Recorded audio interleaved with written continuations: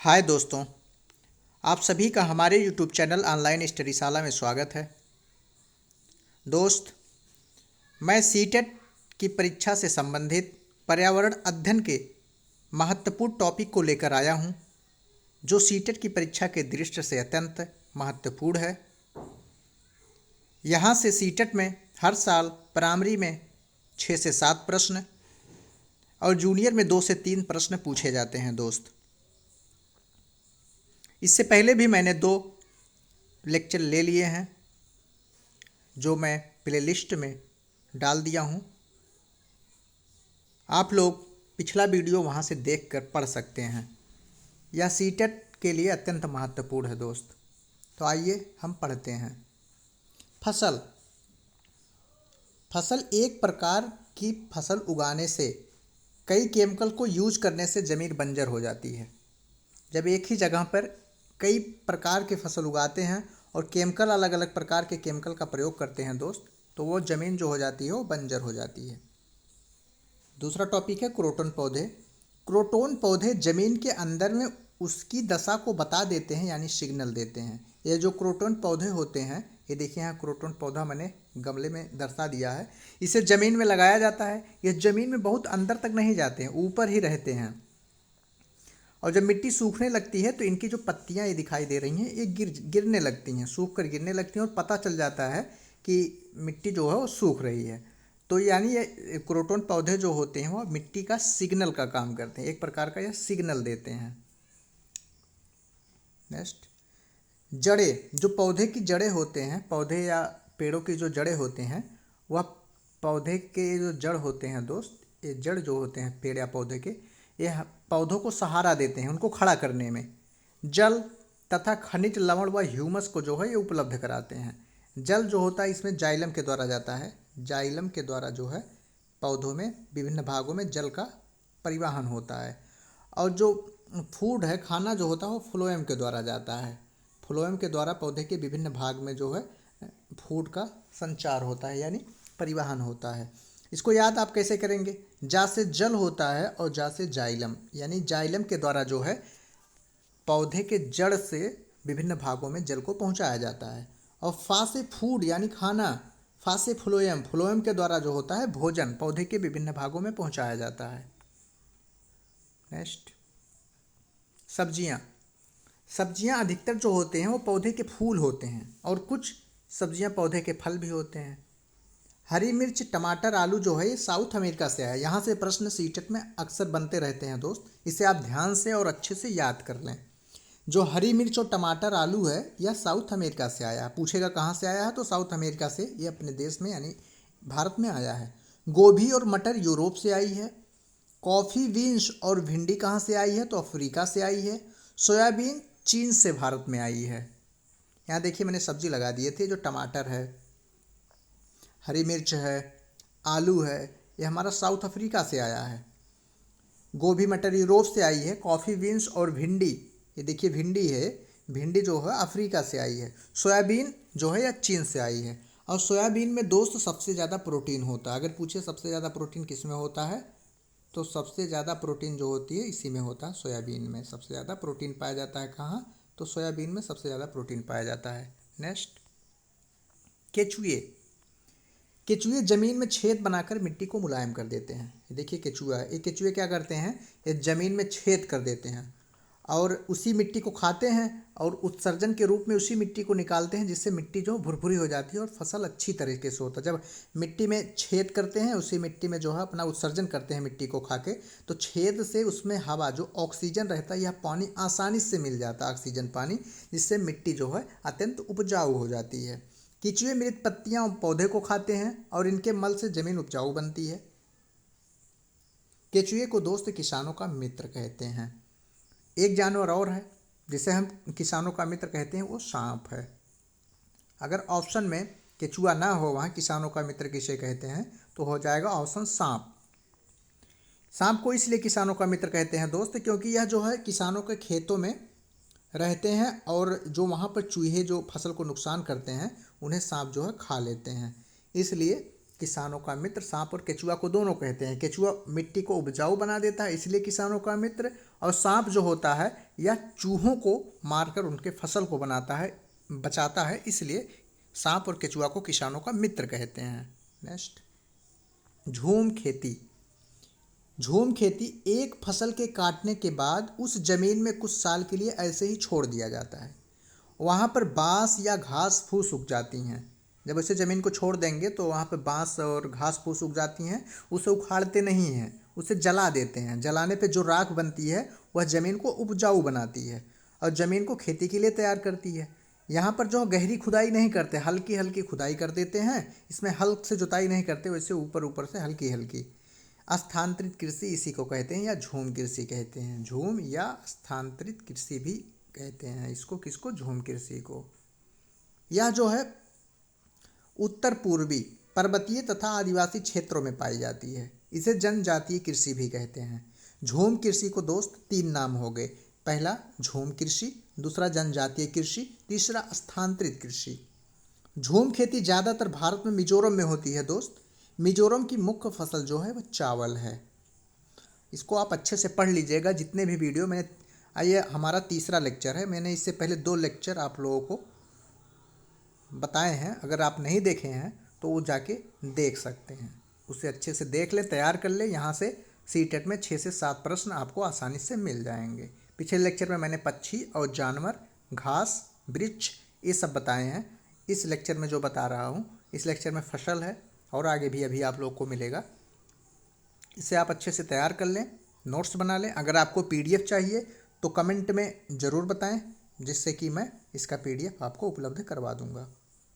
आगे चलते हैं दोस्त।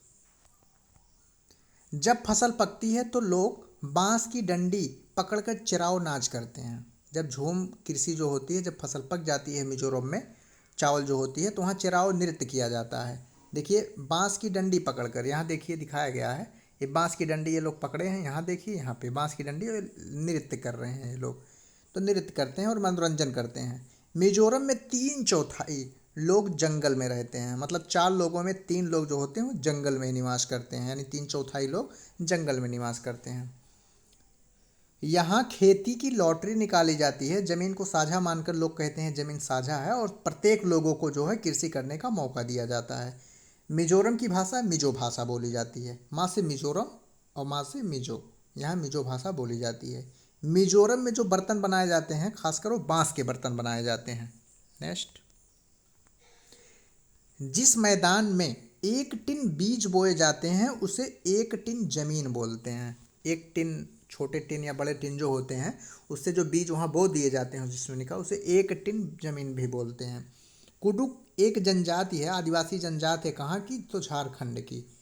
और कुडुक भाषा में जंगल को तोरांग कहते हैं। कुडुक एक जनजाति है, झारखंड की आदिवासी जनजाति है, और इनकी भाषा, झारखंड की भाषा कुडुक है। और कुडुक भाषा में जंगल को तोरांग कहते हैं। भारत के उत्तरी पूर्वी क्षेत्रों में स्थानीय खेती करने का रिवाज है। स्थानीय कृषि भी कह सकते हैं, स्थानांतरित कृषि भी कह सकते हैं, झूम कृषि भी कहते हैं, या जनजातीय कृषि, क्योंकि जनजातियों के द्वारा होता है इसलिए जनजातीय कृषि भी कहते हैं इसे। नेक्स्ट, बेलबनिका गांव कर्नाटक में है। इसे आप अच्छे से जान लें। यह जो मैं आप लोगों को बता रहा हूँ, यह 3 से 5 की NCERT कवर कर रहा हूँ, जो अत्यंत महत्वपूर्ण है पर्यावरण अध्ययन के लिए। आप इसे अच्छे से तैयार कर लें। पिछले भी वीडियो मैंने आप लोगों को 2 वीडियो दिए हैं, उसको भी आप अच्छे से तैयार कर लें दोस्त। अगर आपको PDF चाहिए तो कमेंट में ज़रूर बताएं। बेलबनिका गांव कहाँ पर है दोस्त? तो कर्नाटक में है। जुलाई के महीने में प्याज उगाने का काम शुरू हो जाता है, और खूंटी की मदद से खेतों की मिट्टी को नरम किया जाता है। खूंटी की मदद से नरम कर देते हैं। जुलाई के महीने में प्याज उगाते हैं। समय पर अगर प्याज ना काटी जाए तो ज़मीन के अंदर सड़ जाएगी। खरपतवार किसे कहते हैं दोस्त? बिना कुछ बोए खेतों में अपने आप जो उग जाते हैं उन्हें हम खरपतवार कहते हैं। इन्हें निकालना ज़रूरी होता है। अगर खरपतवार नहीं निकालेंगे तो जो हम फसल या पेड़ पौधे लगाएंगे वे खरपतवार खाद पानी को ले लेंगे और हमारा जो है फसल कम होगी। होलगुंडी गांव कहाँ है? कर्नाटक में है। 2 आपने पढ़ लिया, एक बेलबनिका, एक होलगुंडी। ये दोनों गांव कर्नाटक में है। होलगुंडी को बच्चों की पंचायत बीमा संघ होलगुंडी गांव में है। अगर पूछे बच्चों की पंचायत बीमा संघ कहाँ है? कर्नाटक में 3 चीज़ हैं, एक बेलबनिका गांव, एक होलगुंडी गांव और पंचायत की बीमा संघ जो है वो कर्नाटक में है। कर्नाटक के कहाँ? तो होलगुंडी में है। का से कर्नाटक, का से कन्नड़। कर्नाटक की भाषा कन्नड़ है, मिजोरम की भाषा मिजो है, झारखंड की भाषा कुडुक है। कुडुक मतलब कुडुक भाषा में जंगल को तोरांग बोलते हैं। नेक्स्ट, ऊंधिया। ऊंधिया एक प्रकार की सब्जी होती है जो कोयले के बीच में बर्तन को उल्टा रखकर पकाई जाती है, उसे ऊंधिया कहते हैं। गुजराती में ऊंधिया का मतलब होता है उल्टा ढका हुआ। देखिए मैंने ऊंधिया की बनी हुई सब्जी लगा दी है, इसको बना बनाया सब्जी है। नेक्स्ट, ऊंधिया को बाजार बाजार की रोटी और मक्खन, दही या मट्ठे के साथ खाते हैं। क्वेश्चन बन सकता है कि ऊंधिया को इनमें से किसके साथ खाया जाता है? तो बाजरे की रोटी, मक्खन, दही, मट्ठे के साथ खाते हैं। गांधीधाम स्टेशन कहाँ है? तो गांधीधाम स्टेशन गुजरात में है। गा से गुजरात, गुजरात की राजधानी जो दोस्त है वो है गांधीनगर। गा से गुजरात, गा से गांधीनगर। यहीं पर गुजरात में ही महात्मा गांधी गांधी का जन्म हुआ था। गा से गुजरात, गा से गांधीनगर, गा से गांधी का जन्म भी यहीं हुआ था और स्टेशन गांधीधाम भी यहीं पर है। गुजरात के प्रमुख खाद्य जो हैं, खाने जो हैं, ढोकला है, चटनी है, नींबू वाले चावल तथा मिठाई हैं। देखिए यहाँ पर मैंने ढोकला लगा दी है, ढोकला है और एक चटनी है। बनगाम स्टेशन कहाँ है? गुजरात में है। गांधीधाम अहमदाबाद में है और अहमदाबाद कहाँ है? तो ये भी गुजरात में है। चाहे अहमदाबाद मतलब जैसे गुजरात जो है, गुजरात में अहमदाबाद है, अहमदाबाद जिला है और अहमदाबाद में गांधीधाम है। वलसाड कहाँ है? तो गुजरात में है। यहाँ आपको 3 चीज़ें याद करनी है। गुजरात में क्या है? गांधीधाम स्टेशन है। गुजरात की राजधानी क्या है? गांधीनगर है। और गुजरात में एक वलसाड है और वन गांव भी गुजरात में ही है। और यहाँ के प्रमुख जो खाद्य हैं, ढोकला है, चटनी है, नींबू वाले चावल है, मिठाई है। नेक्स्ट, दांडी यात्रा। सन 1930 में अंग्रेजों ने भारत के आम लोगों को नमक बनाने पर पाबंदी लगा दी थी, जिस कारण गांधी जी ने दांडी यात्रा शुरू की। 12 मार्च 1930 को 12 मार्च जो है 1930 ईस्वी को जो है दांडी यात्रा निकाली गई थी और 6 अप्रैल को इसे तोड़ दिया गया था। दांडी में पहुंचकर इसको समाप्त कर दिया गया था। तो गांधी जी ने लगाई थी क्योंकि अंग्रेजों ने भारत के आम लोगों को नमक बनाने से रोक दिया था। गांधी जी ने गुजरात के साथ मिलकर अहमदाबाद से दांडी तक की यात्रा शुरू की थी और गुजरात के समुद्र तट तक एक लंबी यात्रा के बाद इस कानून को तोड़ दिए थे। इसमें कई लोग पार्टिसिपेट किए थे, भाग लिए थे और ये दांडी पे समुद्र के किनारे जाकर उसको 6 अप्रैल को तोड़ दिए थे। Next, Gregor John Mendel. Gregor John Mendel जो हैं एक वैज्ञानिक थे। इनका जन्म जो हुआ था गरीब किसान परिवार में हुआ था, 1882 में हुआ था। इन्होंने 7 साल तक मटर के पौधे पर, बगीचे में इन्होंने जो है मटर के पौधे पर जो है अध्ययन किया था, रिसर्च किया था। जिस मठ में रहते थे उसके बगीचे के पौधों पर इन्होंने प्रयोग किया था। इन्होंने मटर के पौधों पर 28,000 प्रयोग किए थे दोस्त, 1-2 प्रयोग नहीं, टोटल 28,000 प्रयोग किए थे।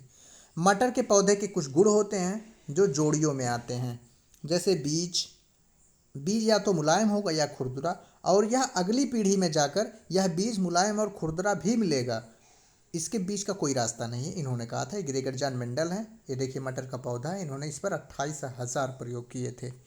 इनका जन्म 1882 ईस्वी में एक गरीब परिवार में हुआ था। यह एक वैज्ञानिक थे।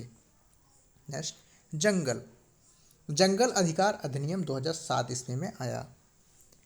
जो लोग 25 सालों से, इसमें बताया गया कि जो लोग 25 सालों से जंगल में एक ही जगह पर रह रहे हैं, उनको यह अधिकार दिया जाता है कि वह जंगल में जहाँ चाहे वहाँ पर फसल जो चाहे वो उगा सकते हैं, उन्हें हटाया नहीं जाएगा। जंगल का संरक्षण वहाँ की ग्राम सभा करती है, जो जंगल की रक्षा है वहाँ का ग्राम सभा करती है। खानों की खुदाई और बांधों का निर्माण करने से जंगल खत्म होते जा रहे हैं, धीरे धीरे कारखाने बनते जा रहे हैं और जंगलों का विनाश होता चला जा रहा है, जंगल खत्म होते जा रहे हैं। नेक्स्ट, परिवार।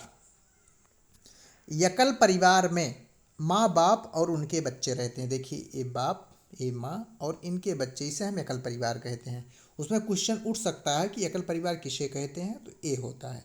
जबकि संयुक्त परिवार में देखिए दादा दादी, चाचा चाची, पापा मम्मी और बच्चे, ये सब रहते हैं। या उसी का उल्टा कर लीजिए, नाना नानी, मामा मामी, मौसी, माँ बाप और बच्चे होते हैं, उसे हम संयुक्त परिवार कहते हैं। संयुक्त परिवार जिसमें दादा दादी और अन्य सदस्य होते हैं उसे संयुक्त परिवार कहते हैं।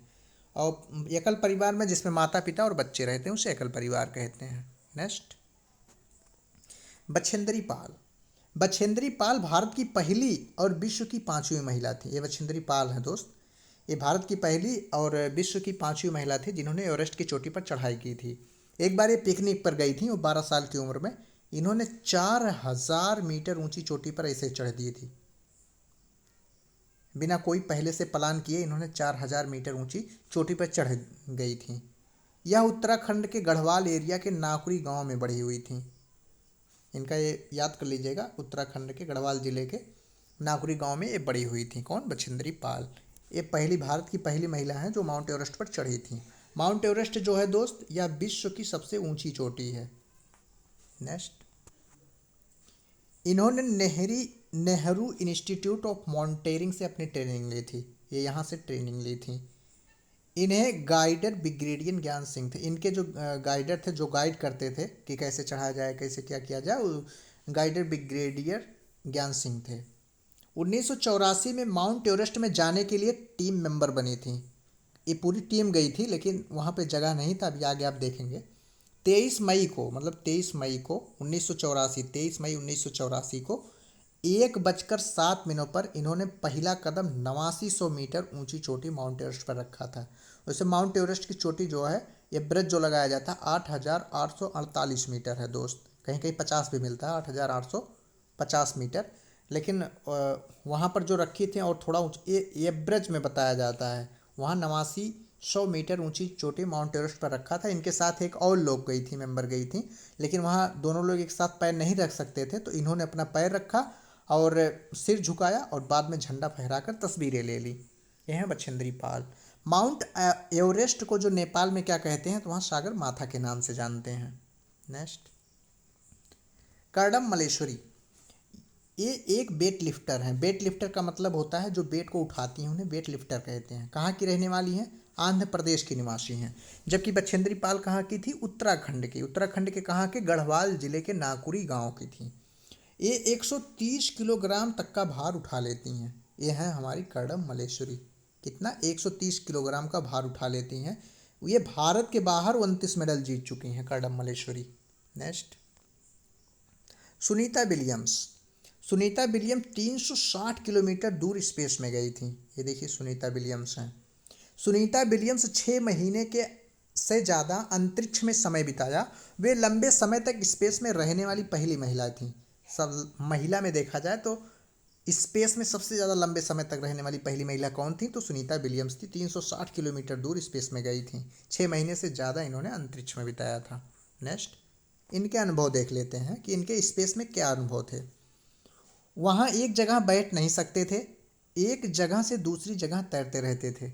वहाँ देखिए तैर रही हैं, ये तैर रही दिखाया गया है, सुनीता विलियम्स हैं और ये अपने अनुभव को बता रही हैं। पानी भी नहीं रुकता था, बुलबुले बन के फ्लोट करता था। अगर पानी उसमें आता था तो बुलबुला छोटे छोटे गुब्बारे के रूप में वह उसमें तैरता रहता था। चेहरा या हाथ धोने के लिए बबल यानी उसे गुब्बारा की तरह जो होता है उसको पकड़ते थे, फिर कागज़ से गीला करके फिर चेहरा या हाथ को धुला जाता था। वहाँ कंघी करने की आवश्यकता नहीं थी क्योंकि बाल हमेशा खड़े रहते थे। देखिए इनके बाल ऐसे खड़े हैं, देखिए इनके बाल खड़े हैं दोस्त, तो देख सकते हैं इनके बाल जो हैं ये खड़े हैं। ठीक, वहाँ टहल नहीं सकते थे और फ्लोट करने की आदत हो गई थी। वहाँ तैर नहीं सकते थे, इस पे टहल नहीं सकते थे, वहाँ अपने आप तैरा करते थे। एक जगह अगर रुकना पड़े, सोना पड़े तो खुद को बांधना पड़ता था। ये इनके अनुभव थे। किसके? सुनीता विलियम्स के। नेक्स्ट, नील आर्मस्ट्रांग चाँद पर उतरने वाले पहले व्यक्ति थे। वे चाँद पर 1969 में गए थे। ये नील आर्मस्ट्रांग हैं दोस्त, ये चाँद पर उतरने वाले पहले व्यक्ति थे, 1969 में गए थे। भारत जो है अर्जेंटीना के विपरीत देशांतर पर है।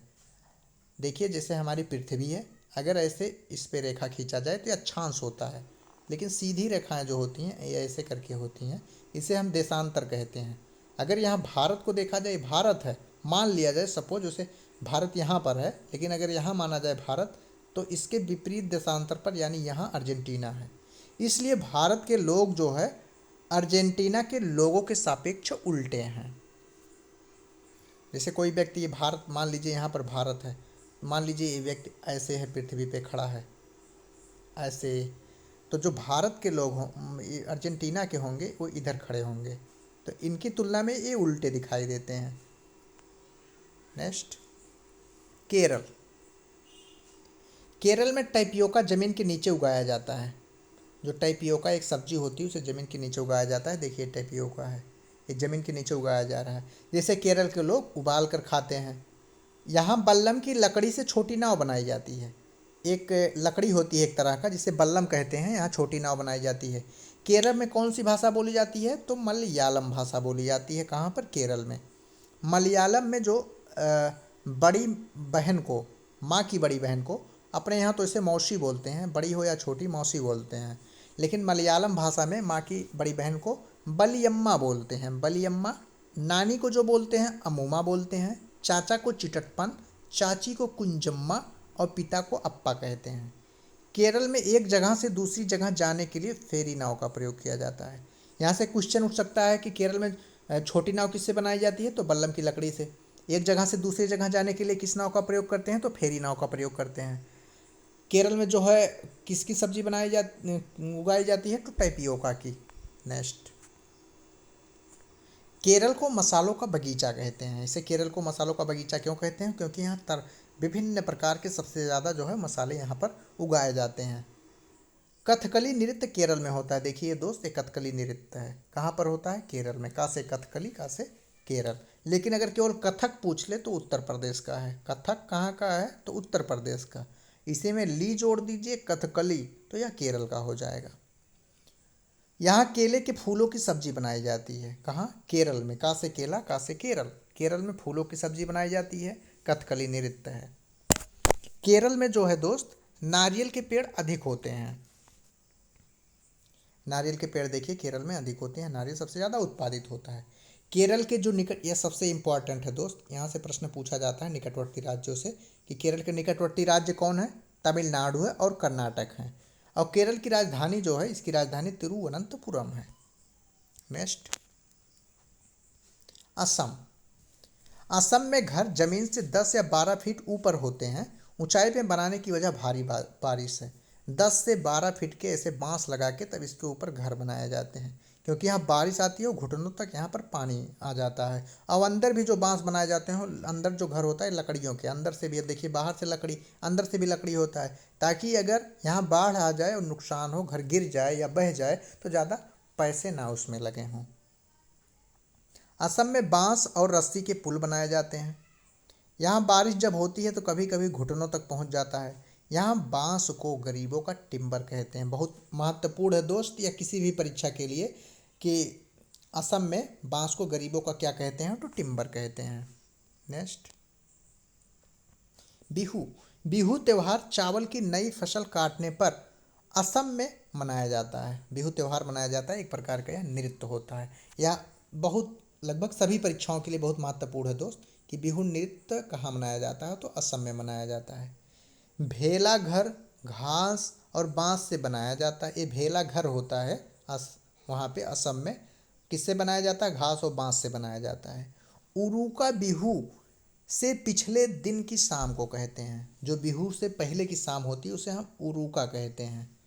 बोरा व चेवा चावल दो प्रकार के असम के चावल हैं, जो पकने के बाद चिपचिपा हो जाता है और असम में खाया जाता है। ये देखिए बिहू नृत्य महिलाएं और पुरुष मिलकर कर रहे हैं। यहाँ बिहू नृत्य है। नेक्स्ट,